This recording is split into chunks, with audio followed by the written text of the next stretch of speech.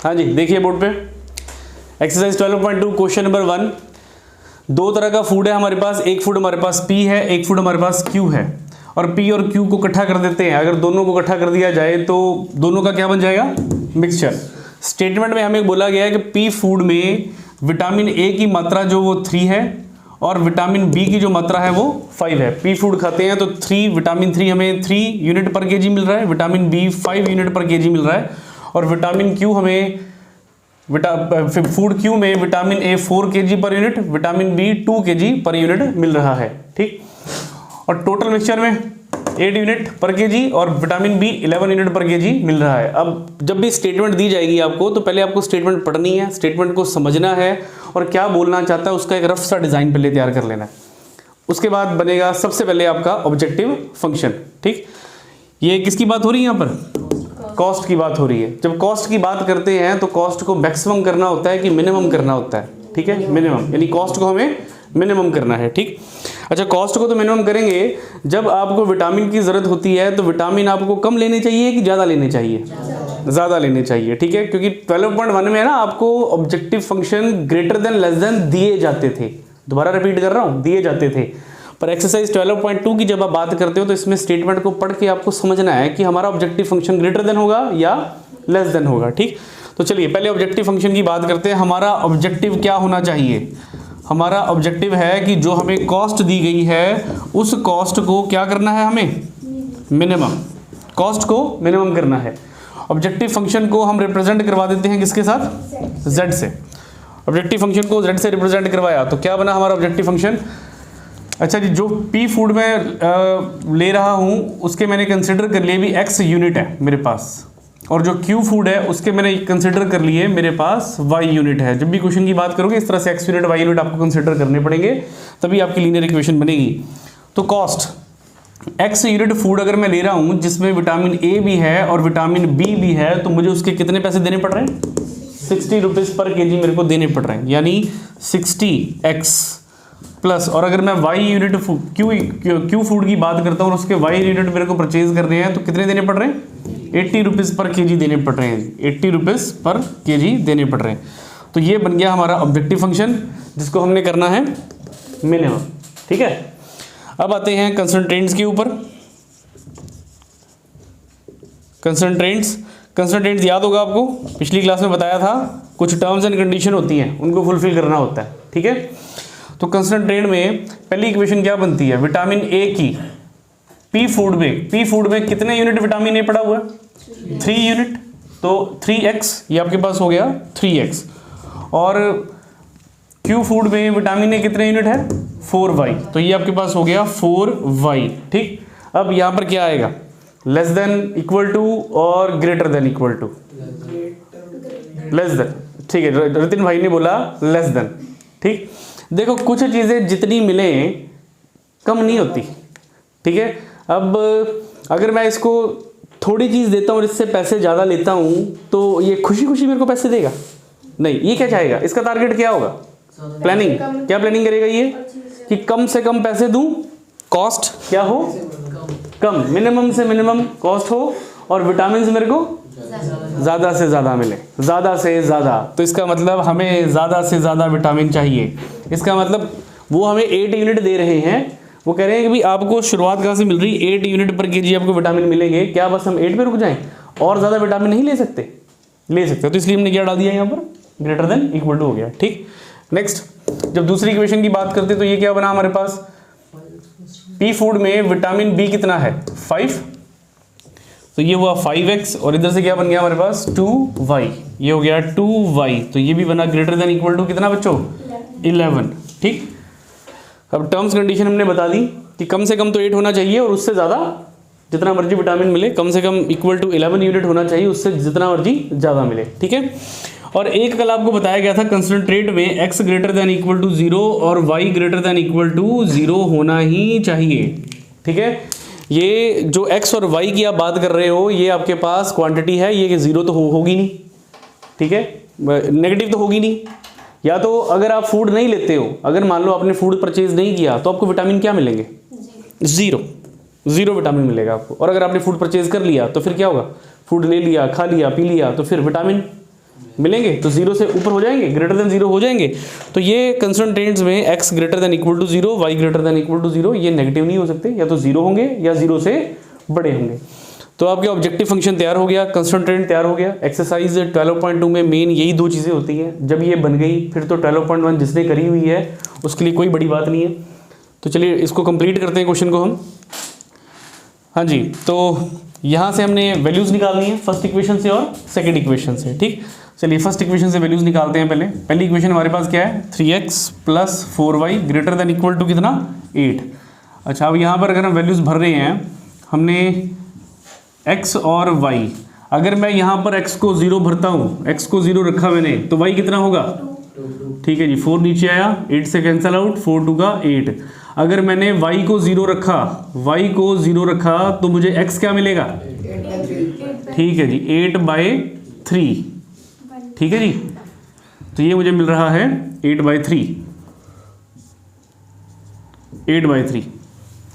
तो इसी तरह से सेकंड इक्वेशन की अगर हम बात करते हैं, सेकंड इक्वेशन क्या है हमारे पास, 5x + 2y greater than equal to 11, 5x + 2y greater than equal to 11। चलिए इसका ग्राफ, इसकी वैल्यूज भी निकालते हैं।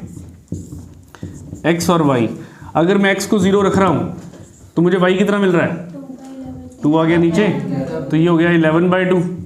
और अगर मैं y को 0 रख रहा हूँ बच्चों, y को 0 रखा तो x कितना मिला मेरे को, 11/5। इतनी चीज़ डन। इनको डिवाइड करके पॉइंट्स में कैलकुलेट करके देख लो क्या बनता है। अगर हम 8/3 की बात करते हैं तो 8/3 हमारे पास कितना हुआ, 3 2 का 6, 2.66 के आसपास। चलिए 2.6 लिख लिया।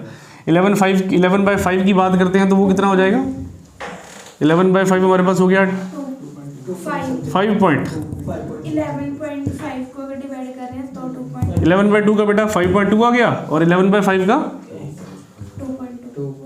2.2। चलो ये हमने पॉइंट्स में वैल्यूज रख ली हैं, ठीक है। अब करते हैं ग्राफ को प्लॉट। अच्छा, एक आपको कल बताया गया था लास्ट क्लास में, एक बाउंडेड फंक्शन है और एक अनबाउंडेड फंक्शन है।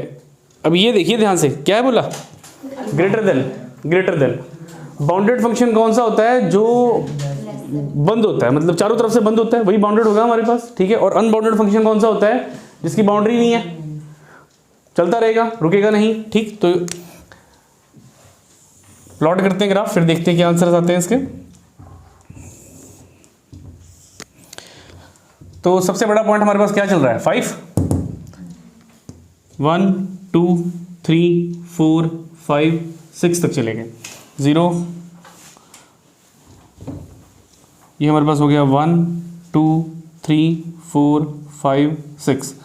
चलिए, जब हमारे पास x 0 तो y कितना, x 0 तो y 2, यही है पॉइंट, ये मिल गया हमें, ठीक है जी। x 0 तो y 2, ठीक है सर, लिख दिया हमने 0,2 का पॉइंट था ये। जब हमारे पास x 2.6 तो y कितना, 0, x 2.6 है, 0 1 2 और ये 3, तो 2.6 हो सकता है यहाँ पे कहीं पे आएगा, इस जगह पे 2.5 से थोड़ा सा आगे। तो ये हमारे पास हो गया बच्चों पॉइंट 2.6,0, ठीक। अच्छा, इसको ज्वाइन कर देते हैं एक लाइन के साथ।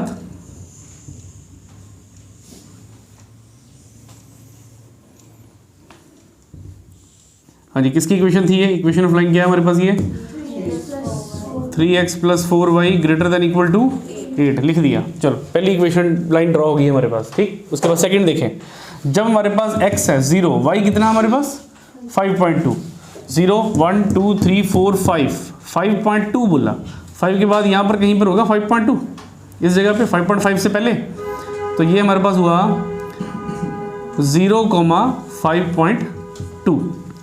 और जब हमारे पास y 0 तो x कितना 2.2, तो 2.2 देखिए कहाँ होगा, ये 0 है, ये 1 है, ये 2 है, तो 2.2 बोला, तो 2.2 ये सेंटर से पहले यहाँ पे कहीं पे होगा, तो ये आपके पास आ गया 2.2, 0। तो फिर इनको भी ज्वाइन करवा दें।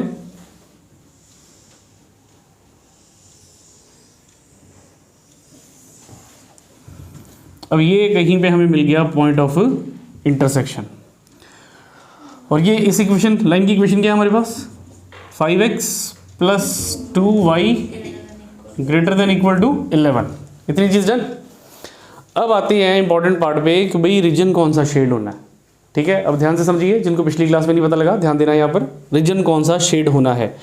ये भी लाइन है हमारे पास, ये लाइन दिख रही है, और ये दूसरी लाइन हमारे पास ये रही। चलो जो पहले लाइन ड्रॉ करी हम उसकी बात कर लेते हैं। आपको बताया गया था जब भी हम रीजन शेड की बात करते हैं तो लाइन के ऊपर का पॉइंट नहीं लेना, या तो जो लाइन के ऑन द पॉइंट है वो वाला पॉइंट नहीं लेना। ठीक है, लाइन के लेफ्ट या राइट का जो पॉइंट देखना चाहते हो वो फिल करके चेक कर लो इस इक्वेशन में कौन सी कंडीशन सेटिस्फाई हो रही है। ठीक, अगर मैं लाइन से नीचे का पॉइंट लेता हूं तो लाइन से नीचे मेरे पास कौन कौन से पॉइंट है, 0 भी है 1 भी है। अब चाहे आप यहाँ पर 0 भर लो, आप चाहे यहाँ पर 1 भर लो, क्या दिख रहा है, जब मैं 0 भरता हूँ, 0 भरा तो आंसर आ रहा है 0, ओवरऑल 0। क्या 0 बड़ा होता है 8 से? नहीं, कंडीशन फेल हो गई। 1 भर के देखना चाहते हो 1 भर के देख लो, 3 1 x 0 और y 1, 4 1 का 4, तो क्या 4 ग्रेटर देन इक्वल टू है 8 से? नहीं। ठीक, मतलब कंडीशन फॉल्स हो रही है। नीचे लाइन के नीचे वाले पॉइंट उठा रहा हूँ तो कंडीशन फॉल्स हो रही है। पर अगर लाइन के ऊपर का पॉइंट उठाता हूँ 0 1 2 3, कितना हो गया ये 3, तो y हुआ 3। अब मैं 3 भर रहा हूँ यहाँ पर, 3 4 के 12, तो 12 इज ग्रेटर देन 8।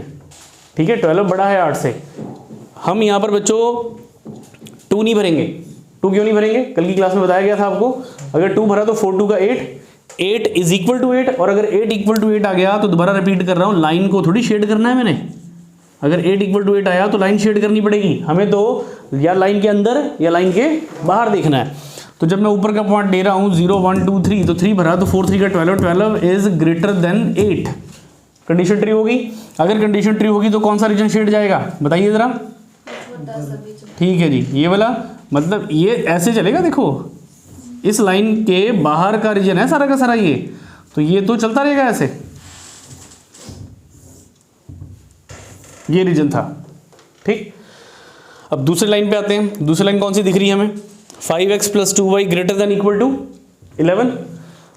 अब ये लाइन है सारी, तो इस लाइन पे एक पॉइंट यहाँ पर है, चाहे आप ये x एक्सिस का पॉइंट ट्राई कर लो, चाहे आप y एक्सिस का पॉइंट ट्राई कर लो, जो सा मर्जी ट्राई कर सकते हो। अब यहाँ पर पॉइंट है, तो अगर मैं इससे पिछला पॉइंट भरता हूँ 0 1 2, अगर मैं यहाँ पे 2 भरता हूँ तो 5 2 का 10, y क्या हो जाएगा 0, तो 10 + 0 ग्रेटर देन होता है 11 से?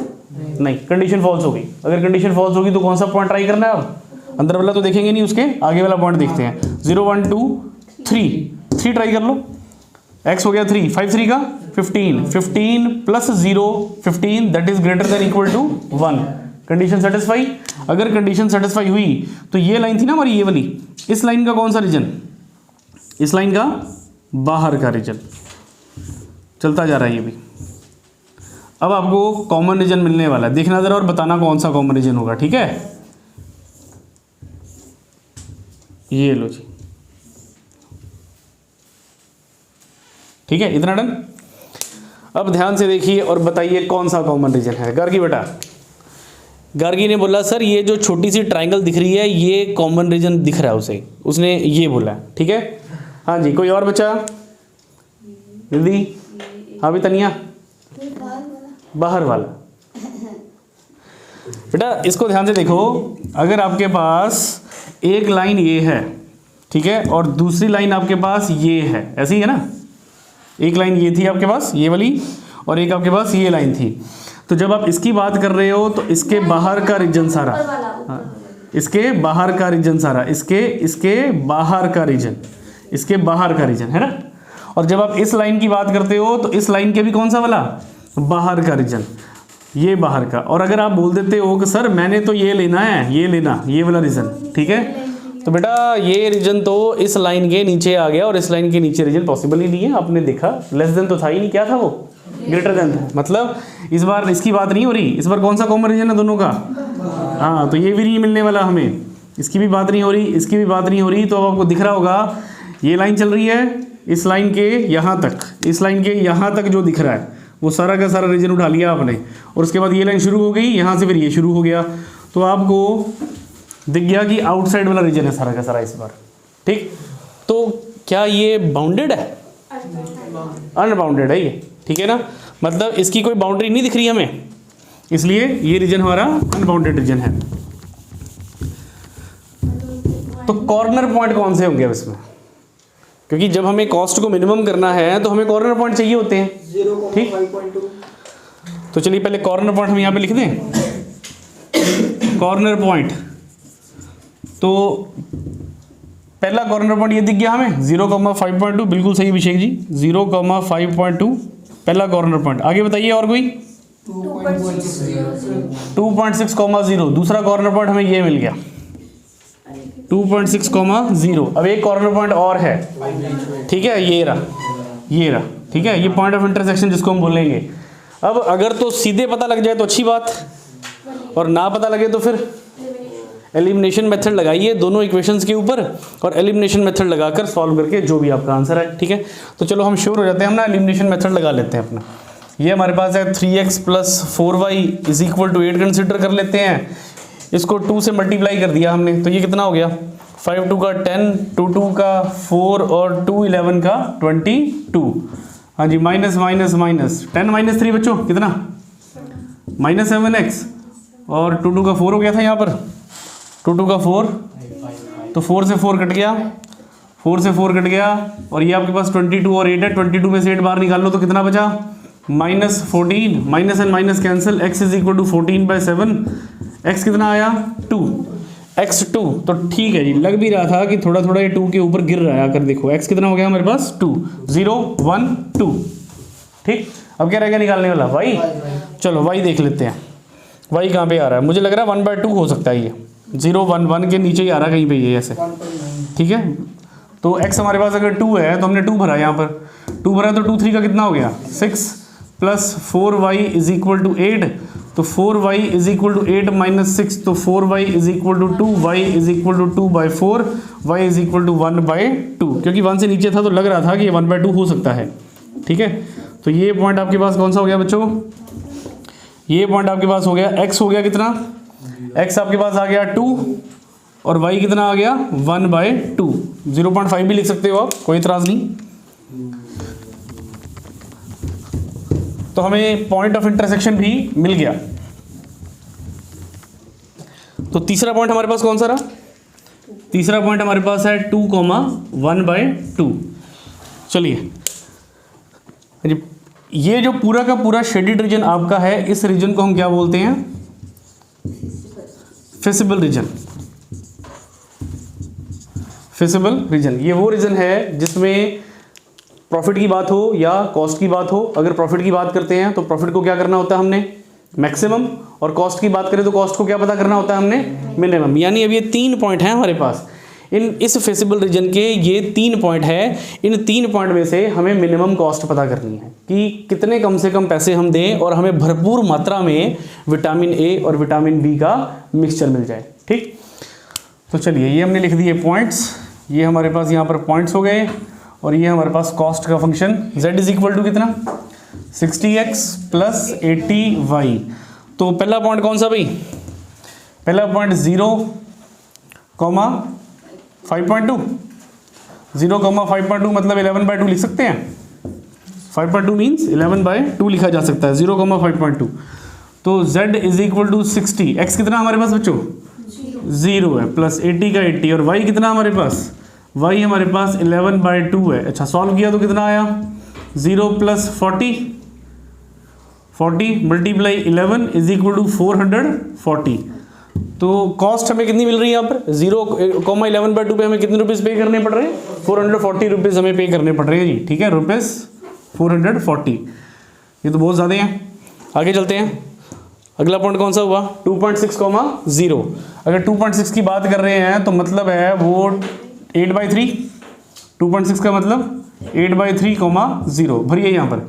z = 60, और x की जगह पे कौन आ गया 8/3 + 80, y की जगह पे कौन आ गया 0, दिस एंड दैट कैंसिल, 3 2 का 620, z = 8 2 का 16। कितने रुपीज़ देने पड़ रहे हैं बच्चों 160 रुपये, उससे तो कम है ना, 160 रुपये में सामान मिल रहा है, ठीक है। चलिए और आगे चलें, लास्ट पॉइंट कौन सा हमारे पास 2,1/2, 2,1/2। तो z = 60 × 2 + 80 × 1/2, z = 60 × 2 120 का कैंसिल आउट करके 40 ये तो सेम आ गया 160 रुपये 160 रुपीज़। तो अब आप यहाँ पर देखिए क्या पता लगता है कि मिनिमम कॉस्ट कौन सी हो सकती है। 2 पॉइंट सेम आ चुके हैं, कोई बात नहीं, आने तो क्या हो गया, 2 पॉइंट सेम आ गए। तो मिनिमम कॉस्ट क्या है आपकी, कॉमन पॉइंट हो गया 160 और 160। तो जो आपकी मिनिमम कॉस्ट है, मिनिमम कॉस्ट वो कितनी हुई 160।